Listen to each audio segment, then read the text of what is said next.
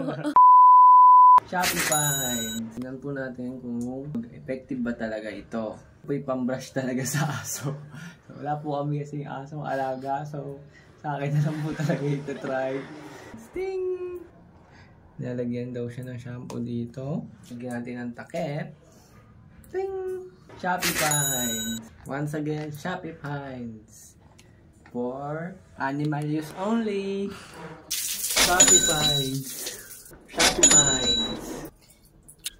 As an test animal, ang masasabi ko lang is maganda siya, ang sarap niya sa ulo. Kung aso nyo siguro nakakapagsalita, ganito rin yung reviews niya. Siguro nasabihin niya, uy, ang sarap na mga alaga ko, bumili siya ng ganito. Siguro yung link below, kung nakita ko pa, lalagay ko na lang dito. Bilang part. Uy, diba? Masunurin yung aso eh.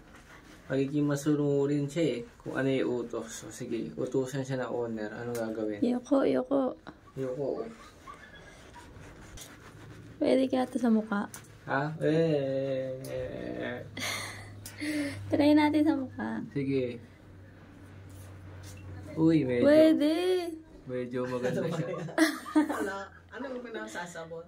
Tita, yung ganito. Pambrush na aso. Bakit anong sabon yan? Sabon na aso. Nakakaalis. Pero sa aso talaga yan. Opo. Tatalong sa... Paano nasa-save to nga nito? Gusto ko i-save to. Kung aso ko, ano ipapangalan mo sa akin? Doggy. Pangit. Doggy. Kaisler. Kaisler. Ganda niya. Ano yan?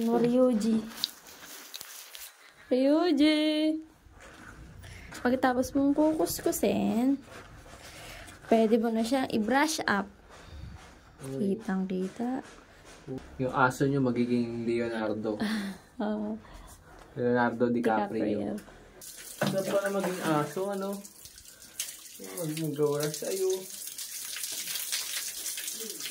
Tapos pag may sakit ka, dadaling ka pa sa vet. Ako pag may sakit lang ako, nagkukumot lang ako eh. Yun lang guys, hanggang sa muli. Paalam, aso. Kawal naman dyan.